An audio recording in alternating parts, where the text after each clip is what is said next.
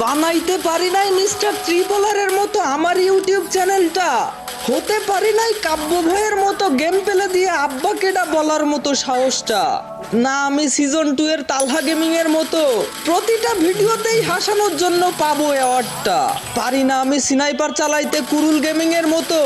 আমি এক নিরুপায় ইউটিউবার রিঙ্কু ভাইয়ের মতো, শত হাজার চেষ্টা করেও পাচ্ছি না সফলতার দেখা, কবে যে স্বপ্নগুলা পূরণ হবে কেউ কি বলতে পারবা?